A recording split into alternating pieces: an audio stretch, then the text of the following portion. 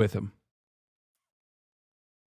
Re-escalation of the war with Iran. Sources tell CBS News that the U.S. and Israel are ready to launch what may be the harshest bombing campaign to date against Iran. The potential targets include power plants, refineries, and other infrastructure in Iran's energy sector. We're told. So I briefly talked about this yesterday in our situation monitoring segment. I don't think this is. I mean, it's insane. This is perhaps the most insane thing that we could possibly do for two major reasons. The president has yet to give the final go-ahead order for strikes. He's threatened for weeks to attack Iranian bridges and power plants if Iran could not reach a deal with the U.S. Olivia Rinaldi is in Bridgewater, New Jersey, near Bedminster, where the president is staying this weekend. Olivia, good morning. Good morning, Kelly. This would certainly mark a dramatic escalation in the war and the return of Israeli forces to U.S. combat operations, all while the ceasefire remains stubbornly out of reach. Well, we're going big. We've already gone big. At Camp David on Friday, President Trump suggested Americans prepare for the war with Iran to continue until Iran is diminished. They'll get a little stronger maybe now, but they'll get weaker, and then they peter out. They have no Navy, they have no Air Force, they have no anti-aircraft. Doesn't mean they don't have any capability. They have some, but very little. And on the prospect of a deal coming together, I'm losing faith in them because they do lie and they do misrepresent. But the president gave a rare defense of Iran after federal investigators announced they are looking into whether Iran was behind a coordinated cyber attack to target water systems across Minnesota. I would blame it on Minnesota and the governor, the corrupt governor of Minnesota. They like to say, oh, it was Iran. Iran should be so lucky. Iran's got bigger problems than worrying about Minnesota. The FBI says at least 7 states were impacted by the cyber attacks. And officials say there's no indication that Minnesota drinking water quality was compromised. Minnesota Governor Tim Walz writing on X, Trump knows exactly who is responsible for this attack. This is what modern warfare looks like, and it further illustrates there's no plan to win a war with Iran. But there was one. It is kind of crazy because American infrastructure is dog shit, so you never know. But also very funny that Trump is like, no, not my Iran. It could only be the one entity that is my bigger immortal enemy. The Democratic Farmer Labor Party of Minnesota.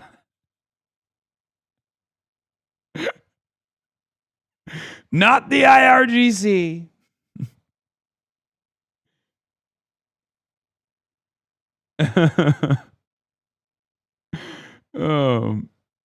He really hates the Democrats a lot. Surprise diplomatic breakthrough this week. The White House says Hamas agreed to disarm in exchange for a complete withdrawal of Israeli troops from Gaza. Nobody thought that would be possible, to disarm Hamas. A Hamas spokesperson told CBS News the disarmament would not happen before Israel withdraws. But Israel said Hamas must disarm first. Still, the president touting it as a win. That shows you how much. If Iran is behind these cyber attacks on the U.S. water systems, the message is clear. It's a warning. If the U.S. strikes critical infrastructure in Iran, including desalination plants and power grids, Iran will respond in kind through cyber attacks against critical infrastructure in the U.S. Essentially, Iran will bring the war to the U.S. itself using cyber. The strategic mistake of starting and restarting the war is only becoming more enormous. Yeah. Now, is there proof Iran did it? I don't know. But I will say this.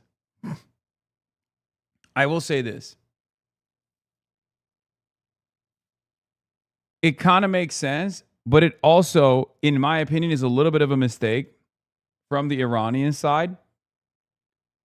Because so far, the reason why, I guess like it doesn't really matter at that point, because the reason why Americans are largely uninvolved with this, like American voters are against this war, is because there's not been a real penalty to the Americans beyond like gas prices.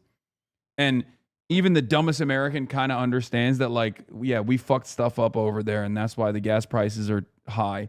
They're not blaming Iran for it. They're blaming Trump for it, right? But if Iran started directly retaliating against like American critical infrastructure, things of that nature, I feel like there would be probably more of a rallying around the flag effect that would probably increase support for the war effort against Iran. Not that it matters, though, because the Iranian calculation in this situation could potentially be, well, these Americans don't fucking like this war, but Trump doesn't give a shit. So we might as well universalize the pain a little bit. You know what I mean? So that could be their calculation to increase the pressure. But if you're Iran and your goal is to increase the pressure and increase the stress that the average American is experiencing, well, Americans are very spoiled overall. We're a very spoiled country. Our proximity to all the war that we wage gives us a tremendous opportunity to continue waging war without significant penalties. It could backfire. Cloud District says it could go one of two ways. A, the penalties on Americans make them blame Iran and support the war. Or B, it makes people more sick of the war and wanting it to end. I feel like the latter is more likely the longer the war goes on. But as it's still somewhat new, the former is more likely. Yeah, I don't know. I think it depends on the severity of the impact.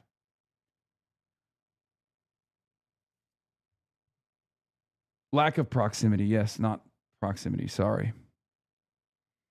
But I will say there is a country far closer to Iran. And yet that country seemingly has no investment whatsoever. Amid the escalation, Israel Hayom reports, it appears that Israel will not be involved in the expected American attack against Iran unless it is attacked itself. Once again, I'm not fucking dying for Israel.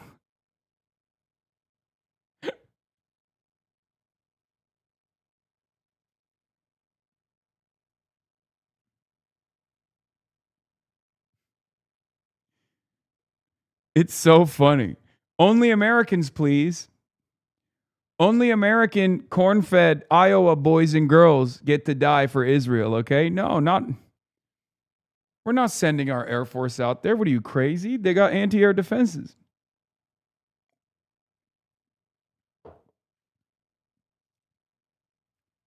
They got anti-air defense systems. What do you mean? You think we'd let any of our Israeli pilots die in the process? Are you out of your dang mind? Now that the war has been going on for so long in Ukraine, the Ukrainian attacks on Russia seem to be making Russians less supportive of the war. But early in the war, it galvanized support for the Russian war effort. It depends on the level of attrition, in my opinion.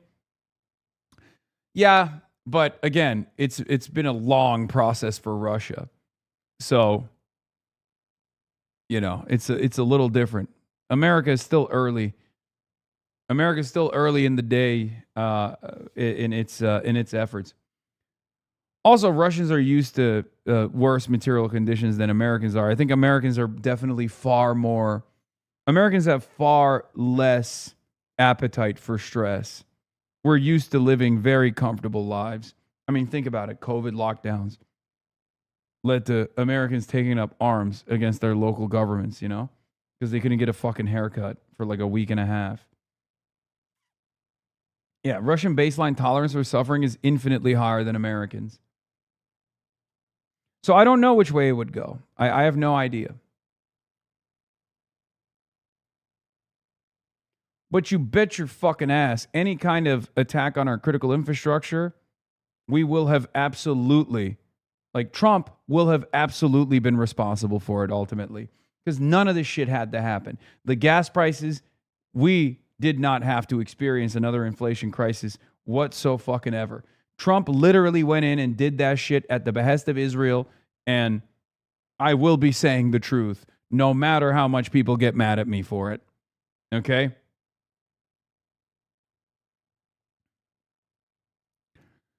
Now, as far as the Hamas disarmament thing goes, Israel has also been in opposition to that, which is shocking, guys. It's shocking, I tell you. Oh my God, imagine my surprise. Imagine my surprise when I found out that Israel was not in favor of Hamas disarmament in exchange for leaving the Gaza Strip. What? You mean what? You mean to tell me that Israel is not going to remove their troops from 50%, 57% of the Gaza Strip in exchange for Hamas disarmament? What? No way. No way. What's next? You're going to tell me Israel didn't give a fuck about the hostages and we're simply using them as a propaganda talking point in the Western world? Stop. What's next? You're going to tell me Israel was trying to deliberately kill the Israeli hostages? Stop it. Yeah, this is a fire take. YouTube creator iDubbbz reveals that Ethan Klein lied about dropping his lawsuit against him and has now received an upcoming court date. Ethan previously confirmed he would drop the lawsuit after receiving significant backlash online and an apology from iDubbbz. I'm retweeting that shit. Oh, a fake ceasefire. Where have I seen this before? Banger. Yeah. Israel activity, Israel behavior, 100%.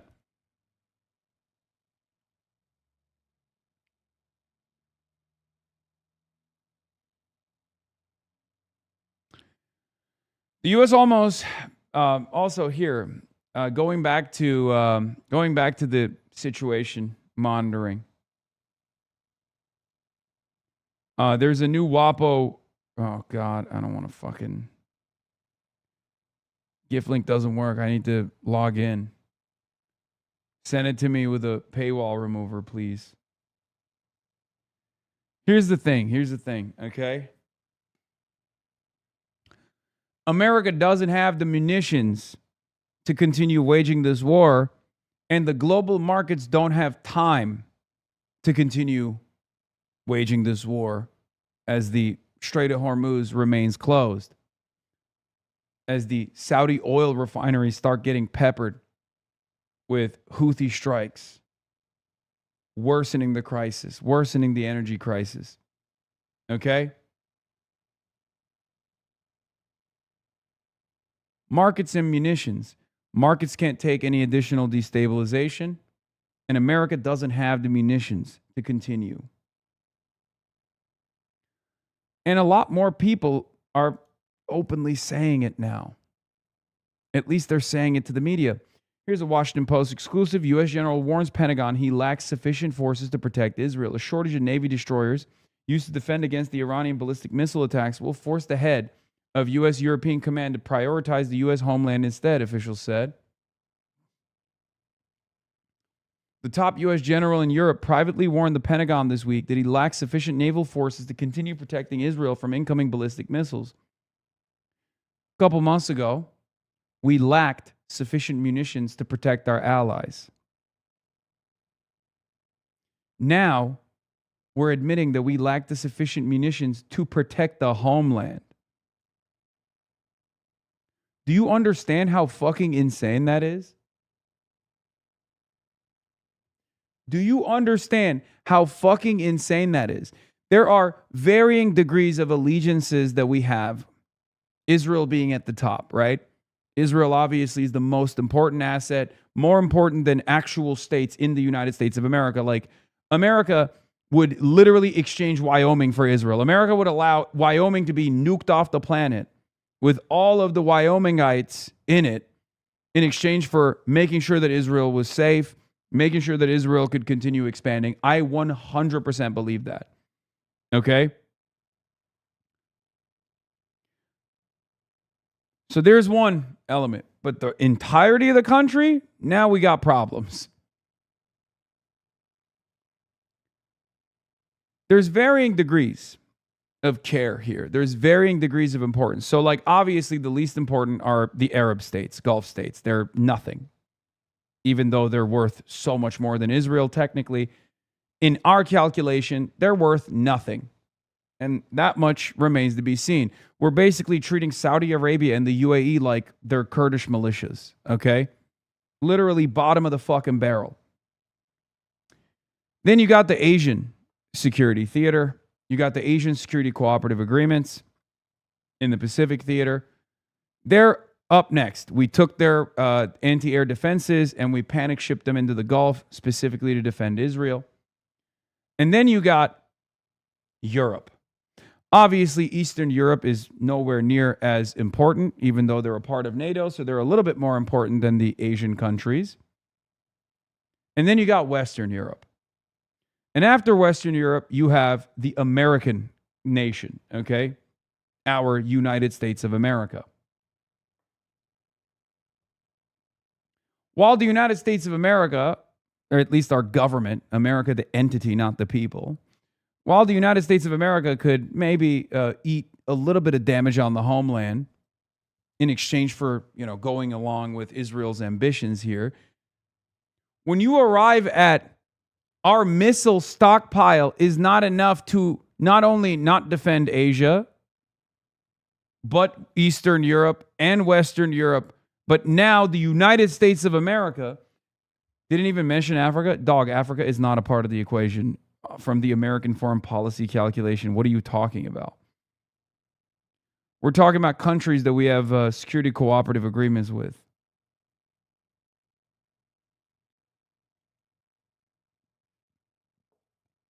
From the American calculation, Africa is a land for plunder and plunder only. That's it. Same with Latin America for the most part. You think America would ever defend any African country? What are you talking about? You think America would defend any Latin American country? What are you fucking talking about? It's not even a question. Africa and Latin America is just land for plunder, natural resources, and cheap, or at times throughout history, dark chapters of history, free labor. Okay?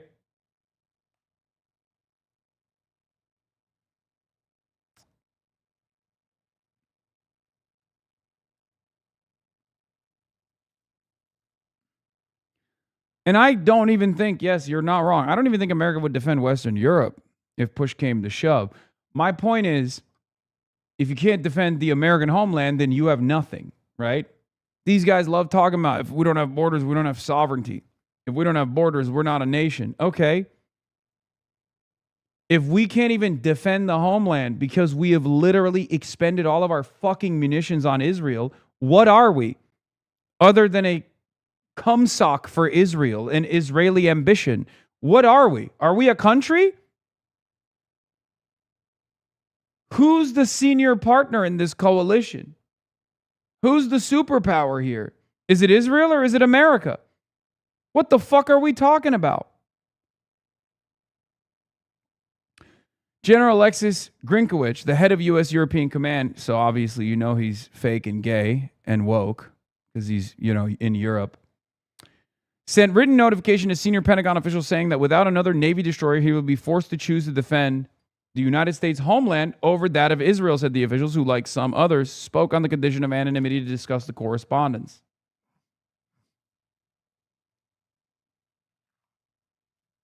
A U.S. defense official said Grinkowicz's notification appears consistent with past outreach to the Pentagon from the military's top generals when they see certain risks that require Washington's consideration. This can occur, the official said, as commanders compete for finite resources and weapons.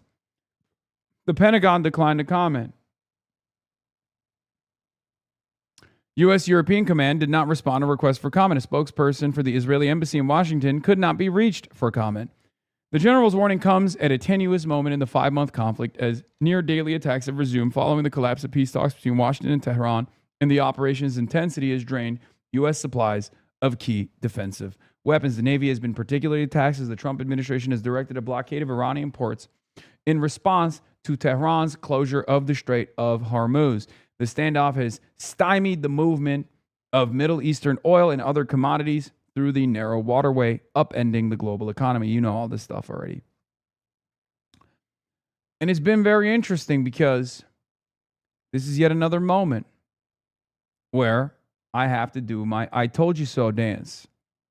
Okay? Piker Broadcasting Service, the People's Broadcasting Service, for tomorrow's news today. Okay? There it is. This is why you subscribe to the People's Broadcasting Service. This on the groundwork changing American politics for the better, but this is part of the reason. There's another separate New York Times article that came out with pretty scathing comments about the Iran war, reported by Preston Stewart. If you've been following Operation Epic Fury from the start and even before it started here on this broadcast, none of this information is new for you. You've heard it. You've heard it from me over and over again, to much criticism at the time, right? Whenever I repeated this stuff, everyone was like, get the fuck out of here. We got contingencies. You're crazy. America's the most powerful military on the planet. You think we can't take out a middling power like Iran? Well, guess what? I was right. And all of the naysayers that were hanging on to a hope and a dream, leaning into lethal doses of copium, were wrong. Shocking. Shocking. What Kami says, thank you for the 20 gifted subs. Turns out we are a paper tiger. So how did I get it right? And so many of these analysts got it wrong. Well, there's a couple reasons.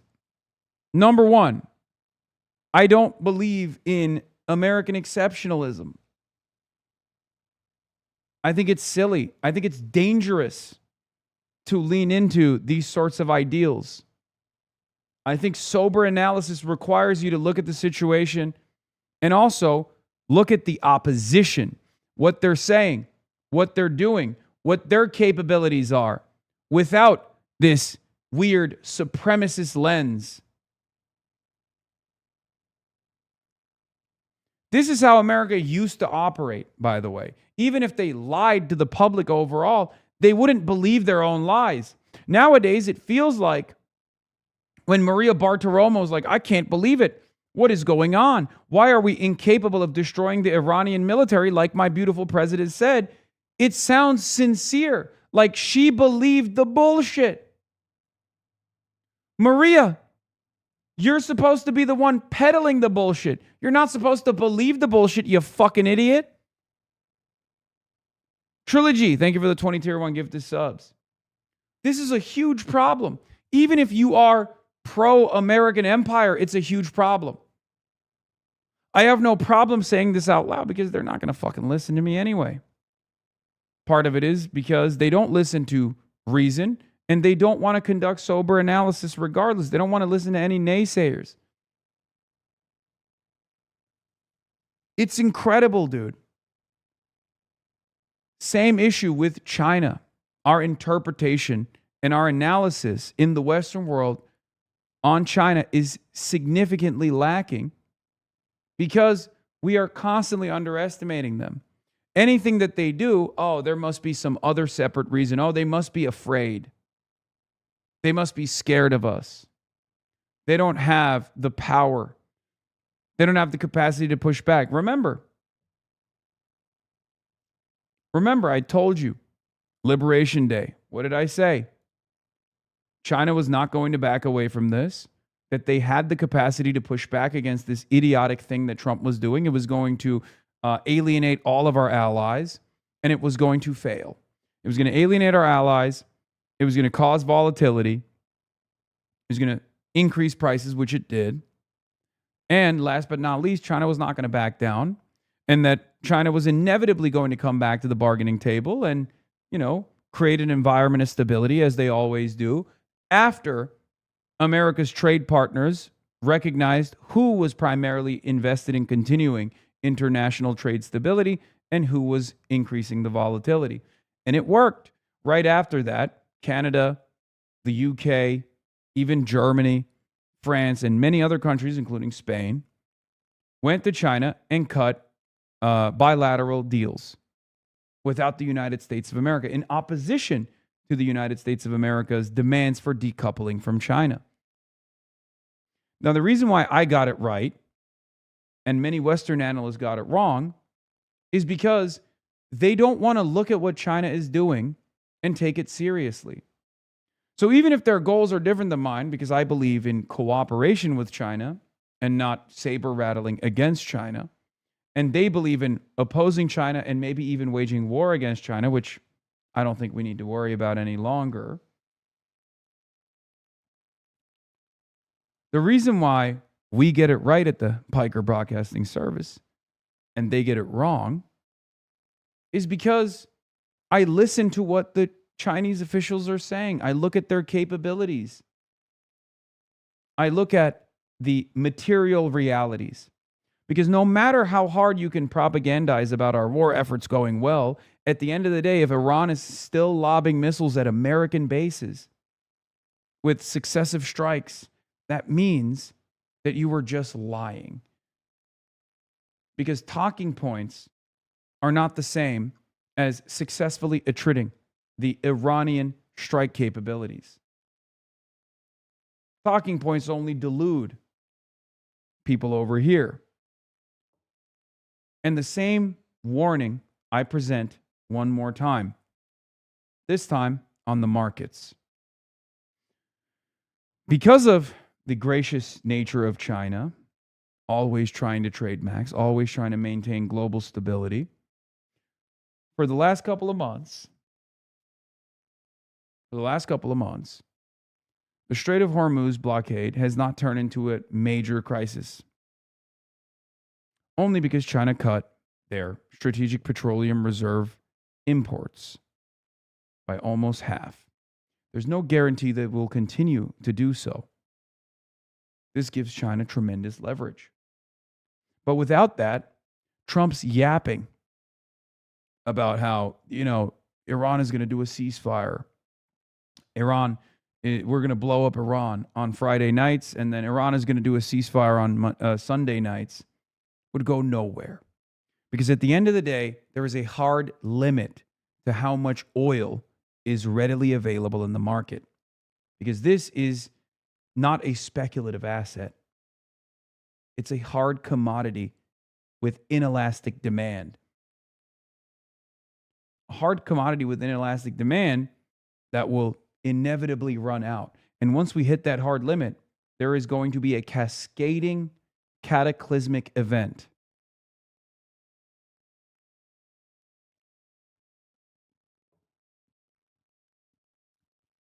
$35% off gifted subs right now, by the way. If you subscribe to the Piker Broadcasting Service and gift subs, and at level 10 Hype Train, we will carry the flame. It's been a couple days since I've done so. I will carry it extra hard. So, let's continue.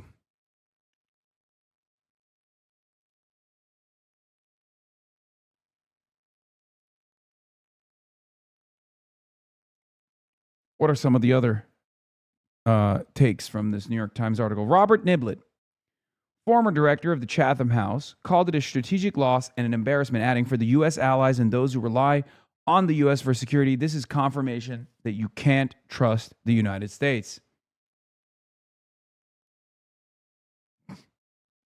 He continued, people won't forget that their security and their future were dragged into question by an unpredictable and wavering U.S. foreign policy. Who said these exact same words 3 months ago, 4 months ago? I did. Ali Vaez, the Iran project director for the International Crisis Group, said, this is the crisis of credibility of the U.S. Neither its military prowess nor its diplomatic promises can be trusted. Aaron David Miller, a former American negotiator and now a senior fellow at the Carnegie Endowment for International Peace, said the conflict has undermined U.S. deterrence and credibility, antagonized America's allies, and delighted its adversaries. That is where we are at. You understand? That's where we're at.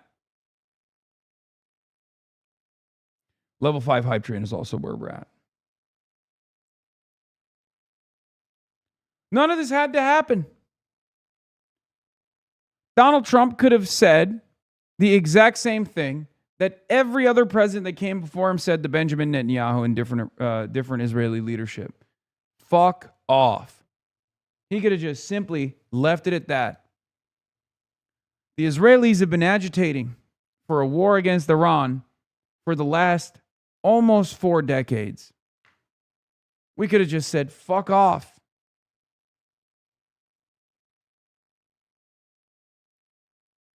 And here we are. Flag draped coffins coming back home. Price of gas is going up. There's tremendous instability that awaits the entire global energy markets. Far worse than what we've seen thus far.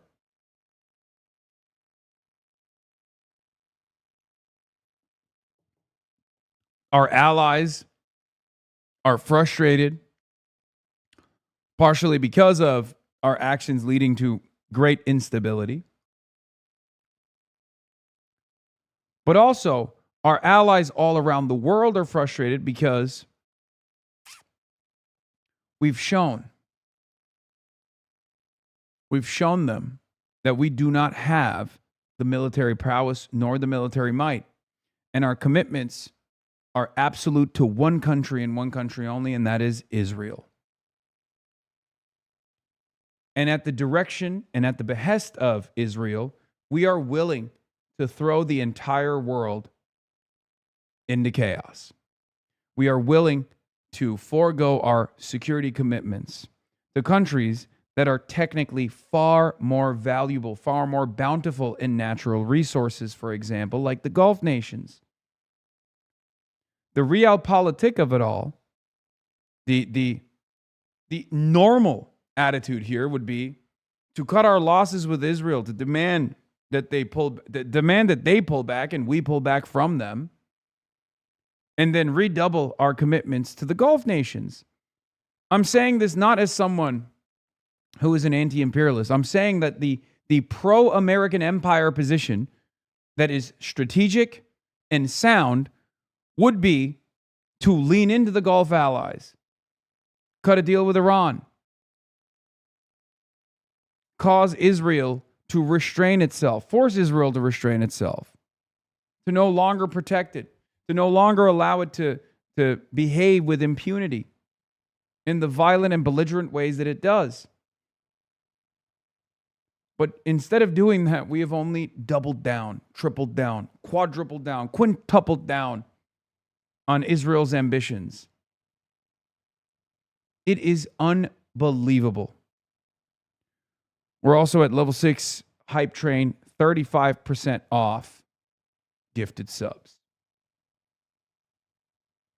And because there is a, albeit dying, but still relatively powerful propaganda apparatus that churns out Hasbara, that churns out pro-Israel talking points with regular frequency, a lot of people are left in the dark on this. That only could have been cultivated after 80 years of unconditional loyalty, by the way. That's it. That's why there's no other country, as far as our examination of foreign partnerships, foreign allegiances, there's no other country like Israel. Israel stands alone. We're at level 7 hype train. Only 3 levels remaining. 35% off, 5+ gifted subs.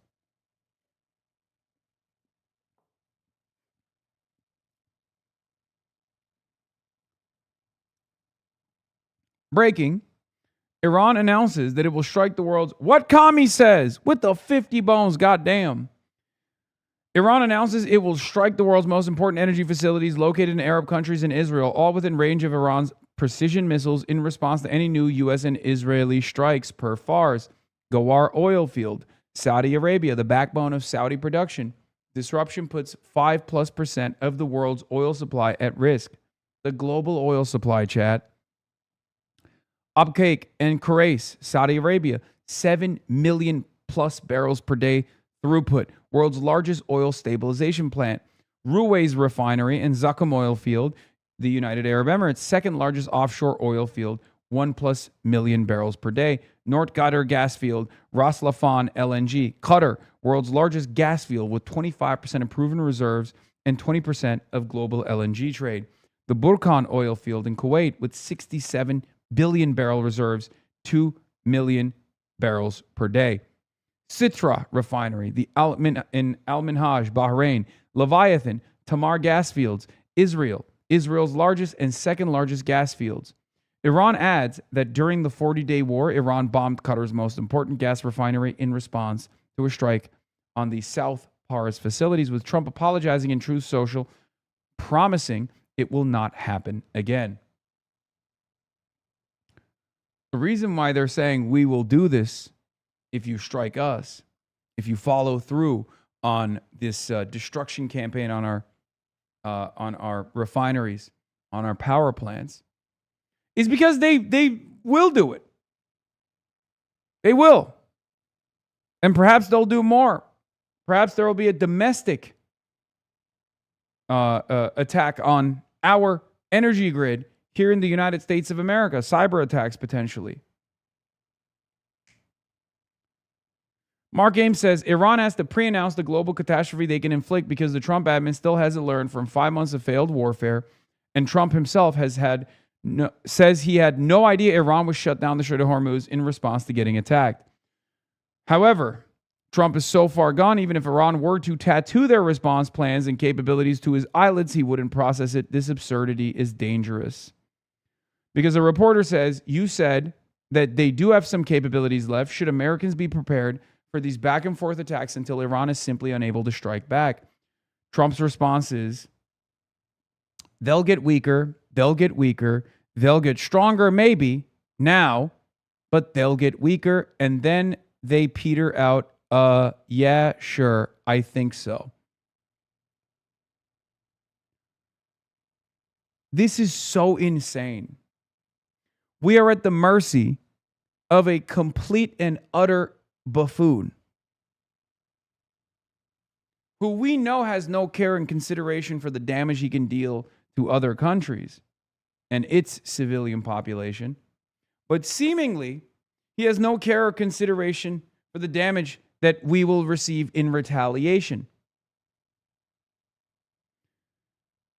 Level 8 hype train almost done. Citrinowitz has a take on it called the mutual assured destruction. It is. They don't need a nuke. They have the nuclear option on trade, which they've deployed, and that didn't stop Trump. And they have the nuclear option on all of the oil refineries that they can light on fire and permanently cripple the global energy markets in a way that Trump can't yap his way out of.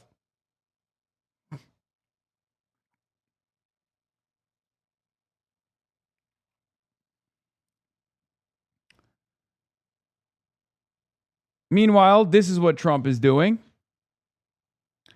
Trump Media has officially launched its new paid data service, providing faster access to Truth Social posts like a fucking Bloomberg terminal, by the way.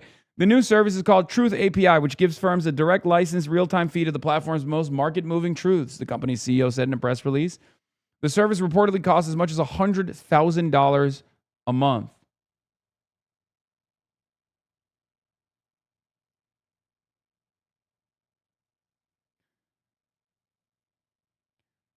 Half the time I can't 20 seconds remaining at level 8 hype train at 95%. 10 seconds remaining. And we've officially made it to level 9 hype train. Only one more level remaining. 35% off gifted subs. Ladies and gentlemen, boys, girls, and MBs. 35% off 5+ gifted subs. If you subscribe to the People's Broadcasting Service for tomorrow's news today, the Piker Broadcasting Service at level 10 hype train, we carry the motherfucking flame. You already know. Kivtosh, thank you for the 5 gifted. Riney TV, thank you for the 5 gifted. Arcade265, thank you for the 10 gifted. Sailor Chaos, thank you for the 5 gifted subs. Alana Banana, Captain Caps, PWNY Garumi with a 20. And Leet Barbarian, thank you for the 5. A Sure Thing, thank you for the 5. Subsonic Spartan, thank you for the 10 gifted subs. Vekanon with the 20 gifted. I like People's Broadcasting Service a lot more low-key. Piker Broadcasting Service, the People's Broadcasting Service, is both. It's PBS, baby.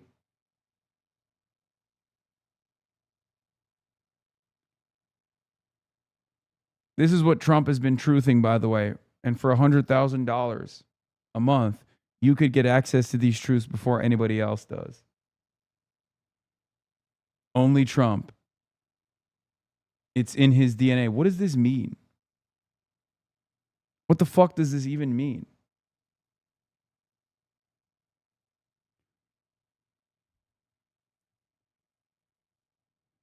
Queen of Crown 7, thank you for the 10 gifted subs.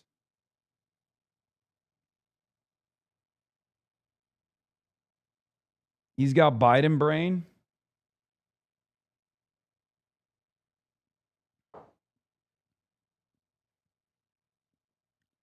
Andrew Filer with the 50 bones. God damn. He's touching the wall. Anyway, Trump, on the other hand, says Iran is doing very poorly. Just in case you read incorrect stories, they're doing very, very poorly. They're having a hard time. Their missiles have been largely, they have some left, they have some, but they have far fewer than they had 4 or 5 months ago. Their manufacturing capacity is almost gone. The drone capacity is almost gone. They have very few, but they have some. We're in there 5 months. Oh my God. Closed presence. The strait is closed, but closed presence is back nonetheless with 100 bones.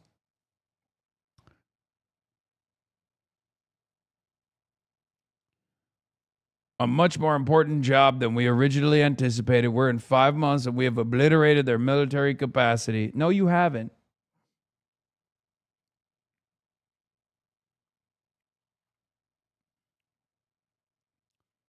No, you have not.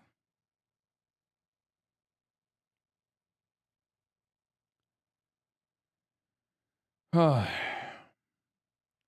35% off gifted subs. Cooter Max Pig at level 20. Farm subs us on. Give us something, man. No, I'm not going to do that. We failed to get to 20 the other day. We only got to like 17. We got so close to 20. We're not getting to 20.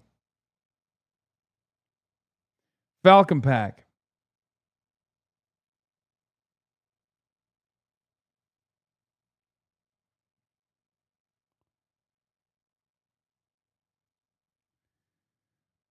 I'm going to hit a oldie but goldie, by the way. He stood unshaken. Yep. A voice in the Yep. storm. A man of conviction. It's been a minute, lads. He spoke the truth where the cost was high. He lived for Jesus, unafraid to die. We are Charlie Kirk. We carry the flame. We'll fight for the gospel. We'll honor his name.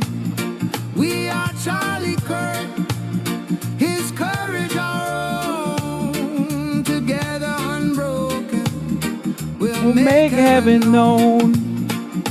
A husband, a father. His family held near. A home built on scripture. On faith without fear. The world tried to silence, but his voice remains. In us it echoes, in Christ it sustains. We are Charlie Kirk. We carry the flame. We'll fight for the gospel. We'll honor his name. We are Charlie Kirk.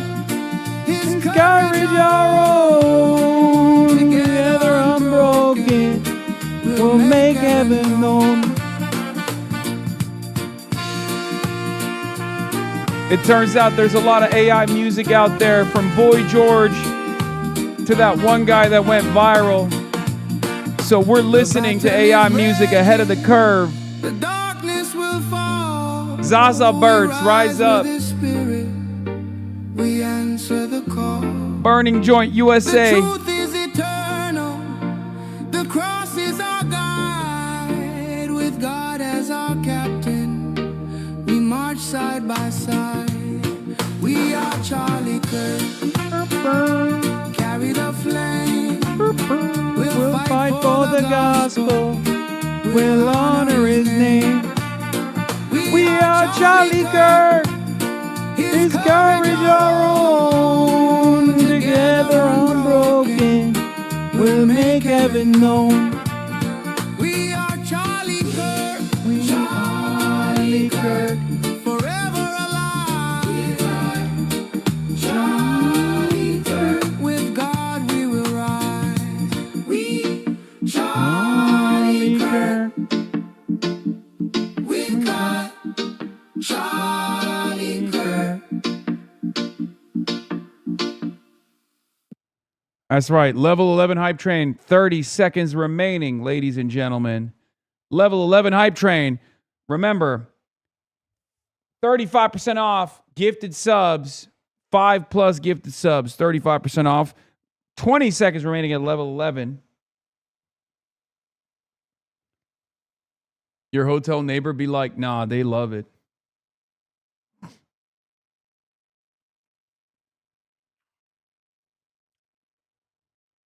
Four seconds remaining. Hype train is almost over. It's Jover.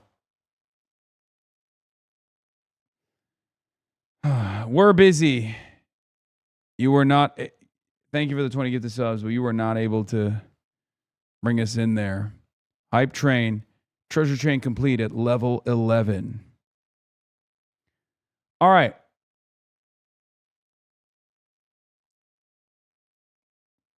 On August 1st, the U.S. calls on its citizens to leave West Asia due to the threat of significant escalation with Iran and its allies in the region. In my opinion, Iran and allies are waiting after Arbaeen to respond to the U.S. Saudi airstrikes in Iraq that killed several people. So maybe August 5th, except if the U.S. attacks before. Past 24 hours have been very quiet, except few attacks on Kuwait and Erbil. Israel's hospitals enter a stage of high alert across the country. It seems to me like they're gearing up for more conflict.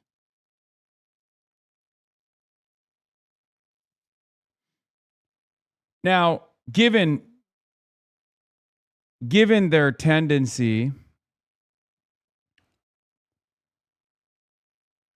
the American strike should have come already. Okay, so it should have come like last night, as a matter of fact, or nighttime in Iran. The fact that it still hasn't is very interesting. Yeah, Saudi military and their tactical gear are once again unmatched. The guy in the ghillie suit is hilarious. He looks like a Japanese game show mascot. A guy in sandals is going to kill everyone in this picture. Yeah, that's usually how it goes. But it is interesting to see how much I thought they were low on bombs. They are. They are. We are. And it's so bad that they are consistently leaking this information to mainstream news. It's almost like right before Operation Epstein's Fury started. Right before Operation Epic Fury started, the generals were in a panic state.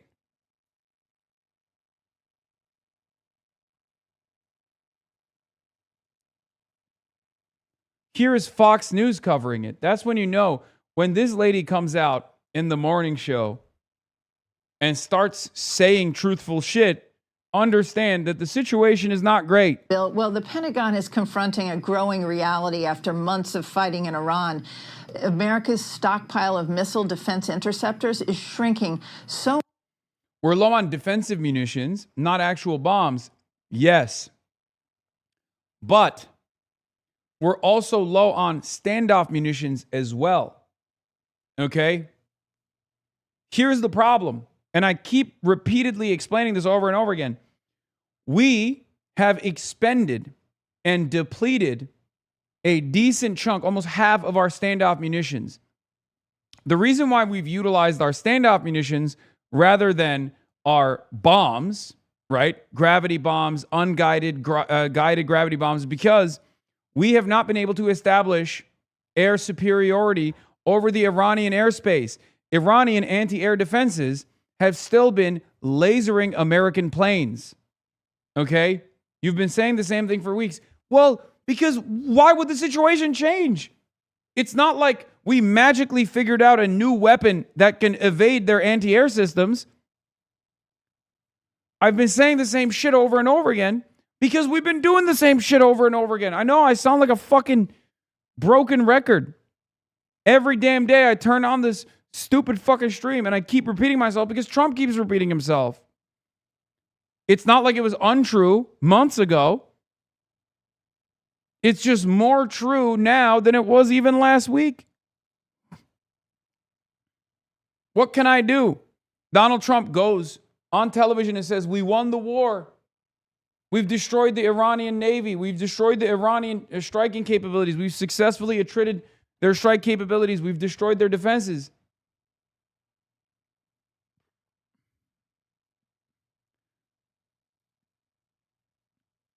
But all signs are pointing to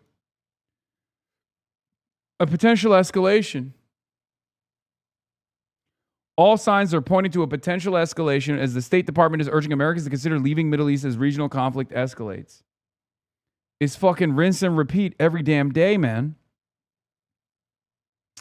Trita Parsi also has an assessment on the U.S. general from European Command warning Pentagon that he lacks sufficient forces to protect Israel.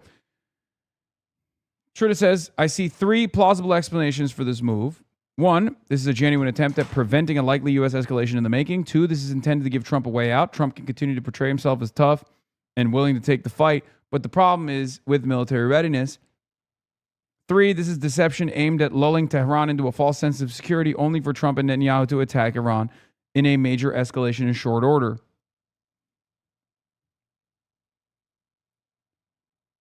Why the fuck are you not at Streamer Games? Big dog.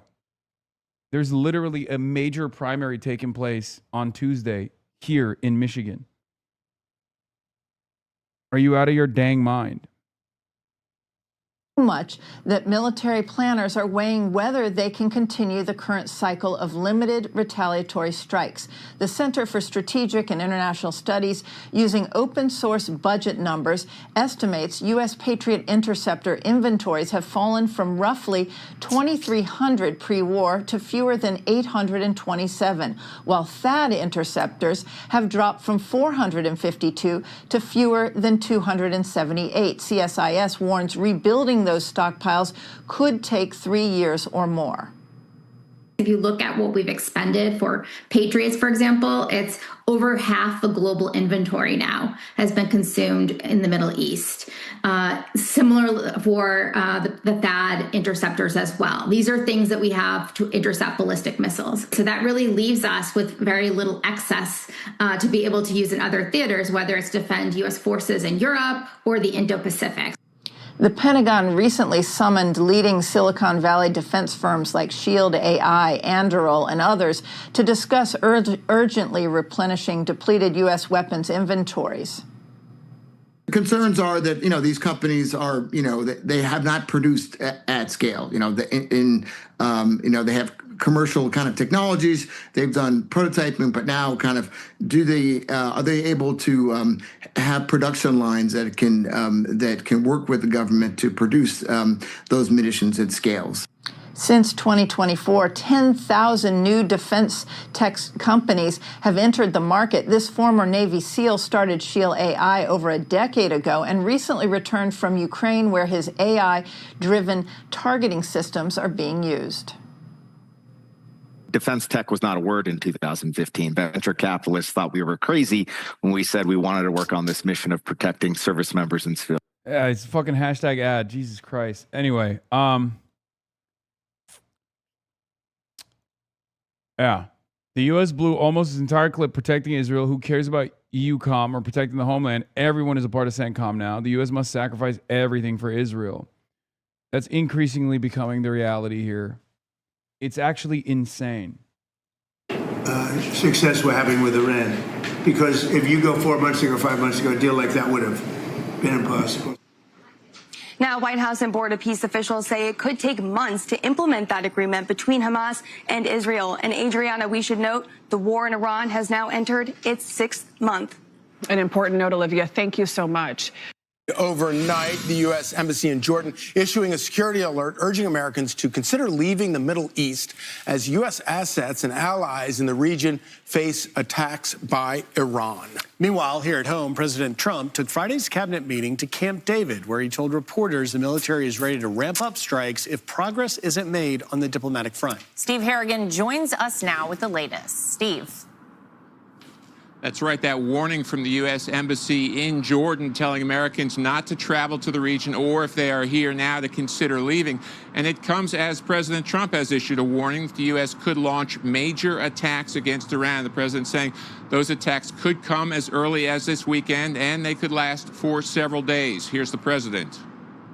We'll be hitting them. We'll be hitting them very hard. And at some point they're going to say, we just can't take it anymore. Great way to spend tax money to wage war on the other side of the world. Yeah, war that also has negative consequences for Americans here. Like, Donald Trump ran and won on fixing the prices. This was the promise that he made. He ran on being the peace president. He ran on ending wars. And he ran on fixing prices, right? And of course, shutting off the border and purging all the brown people from the U.S. boundaries, okay? As far as promises made, promises kept goes, he is quite literally doing the exact opposite, okay? He ran on fucking peace and lowering prices. Prices are increasing, and there's less peace than ever before. Only him and his closest buddies are the ones who are making money right now. And they're making money hand over fist. The last major energy grid threat and subsequent taco, March 20th to 23rd, drove Brent down by 11% from pre-threat level. It also happened over the weekend. If this coordinated bluster, they could announce a new diplomatic effort on Monday. We don't know that that's the case. But that was the major one. That was back when, I think that was literally when Trump said he's going to nuke Iran, when I had arrived in Michigan, ironically enough, to do the Abdul stump. It was the same day. You can sense some frustration in the president yesterday about Iran's negotiating tactics, negotiating for days at a time, and then suddenly striking U.S. assets in the region, attempting to strike U.S. military positions in the region, and also attacking civilian shipping. Here's President Trump on negotiating with the Iranians. I'm losing faith in them because they do lie and they do misrepresent. Also, this is like pure projection. I don't know what else to say. Like, every time he does some fuck shit, he goes, they just lie all the time. It's like, bitch, what do you mean they lie all the time? Like, we can see what you're doing, right? You lie to us, you lie to yourself, you lie to the world, you're lying to everybody. It makes no sense. This argument makes no sense. Iran, if anything, has not lied at all. They keep saying, look, you strike us, we're going to strike back. And lo and behold, we strike them, and then they strike back. Okay? There's never been a moment where Iran is like, actually, we want to do negotiations, and then boom, lo and behold, they're striking our assets in the region. That's not what's been going on. We've been doing that to them. And while we've been lying to them and lying to the rest of the world, constantly being like, no, Iran wants to do a deal. Iran wants to do a deal. Iran has to come out every time and be like, no, we don't want to do a deal. What the fuck are you talking about?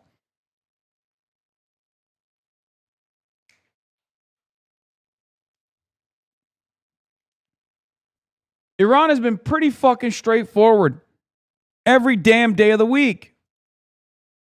Well, the other day, the 5 missiles were shot. We knocked them down, but we were in the midst of a negotiation. I mean, I'm waiting for Steve to call me. How's the negotiation going?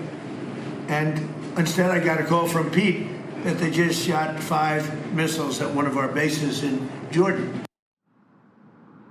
If there are major attacks, it's not clear whether or not Israel would be a part of them. They've largely been on the sidelines for the past 7 weeks of this war. Guys, back to you. There we go. Okay. All right. Thank you, Steve. Truly a tragic situation. And of course, as we've talked all along, I feel like Iran has dreadfully miscalculated President Trump, especially when you wind up actually killing U.S. soldiers. If you think that you're going to bully Trump or push Trump into backing down because of an upcoming midterm election, any hope of that goes out the window when you wind up killing U.S. service members. We lost the lives of 3 service members in Jordan on a base after it was struck by missiles from Iran. One of those soldiers was laid to rest yesterday, I believe, in New York, in Queens, and the